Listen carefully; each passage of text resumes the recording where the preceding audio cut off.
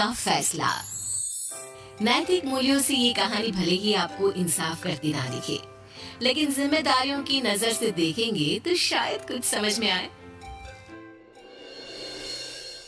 ये क्या है बहू, सुबह से घर का काम करती रहती है, फिर ऑफिस जाती है और बच्चों में लगी रहती है। अरे ऑफिस क्यों नहीं छोड़ देती, या फिर घर के लिए कोई नौकरानी रख ले। कैसी बात कर रही है माँ?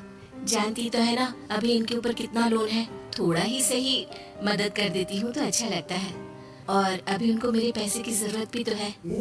सुधा चंदर को बचपन से प्यार करती थी। एक ही मोहल्ले में खेल कूद कर बड़े हुए दोनों। जहाँ सुधा संपन्न परिवार से थी तो वहीं चंदर का परिवार आर्थिक परेशानियों से जूझता ही रहा। लेकिन सुधा की जिद के आगे किसी की नहीं चली। सुधा, कल ऑफिस जल्दी जाना है और 2 दिन के लिए गुजरात ऑफिस के काम से भी जाना होगा। अरे कैसी बात कर रहा है बेटा, बहू को अगले महीने बच्चा होने वाला है, इस वक्त तो उसके साथ रहे। अरे कोई बात नहीं ना माँ, उनको जरूरी काम होगा, वरना मेरा चंदर ऐसे वक्त में मुझे छोड़कर कभी नहीं जाता। चंदर सुबह घर से निकलता तो आधी रात को घर में घुसता, वो भी शराब के नशे में। चंदर की माँ उसे खूब समझाती। अरे माँ, देख रही हो ना कितना कर्जा है सर पर, काम करना पड़ता है, दिन रात काम नहीं करूँगा तो घर कैसे चलेगा। अरे लेकिन बहू को भी तो देख लिया कर, इस हालत में भी घर का बाहर का सारा काम करती है।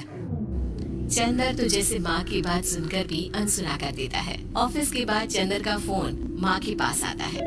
माँ, वो ऑफिस के काम से आज रात के लिए पास के शहर के ऑफिस जाना पड़ रहा है, कल सुबह आ जाऊंगा।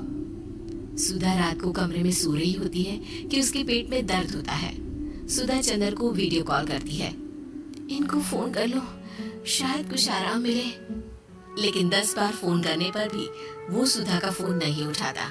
ऑफिस के काम से गए हैं, हो सकता है बिजी हो। कितनी मेहनत कर रहे हैं हम लोगों के लिए। सुधा सो तो जाती है, लेकिन अकेले उसे कमरे में डर लगता है।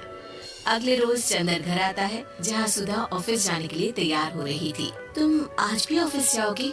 कल रात भर तो ड्यूटी की है, थक जाओगी, छुट्टी ले लो ना। अरे नहीं नहीं, कैसी बात कर रही हो, ये तो पॉसिबल ही नहीं है। अच्छा रुको, मैं जल्दी से तुम्हारा खाना और नाश्ता बना देती हूँ। बेचारी सुधा ऑफिस जाना छोड़कर लग जाती है पति के लिए खाना बनाने, उसके कपड़े प्रेस करने और जरूरत का सामान मुहैया कराने के लिए। हो सके तो रात की ड्यूटी मत लिया करो ना, मुझे बहुत डर लगता है। अरे यार क्या है, तुम तो ऐसे बिहेव कर रही हो कि तुम ही अकेली हो जिसे बच्चा होने वाला है। इतने लोगों के पति जो काम के सिलसिले में बाहर होते हैं, उनका क्या? सुधा को चंदर के मुंह से ये बातें अजीब लगती है। अरे हुआ क्या है तुमको? पहले तो तुम मेरा कितना ख्याल रखते थे, मेरे पास रहते थे, मेरी दवा से लेकर खाने पीने तक का सारा ख्याल, और अब इस बार तो तुम एक दफा भी मेरे साथ डॉक्टर के पास नहीं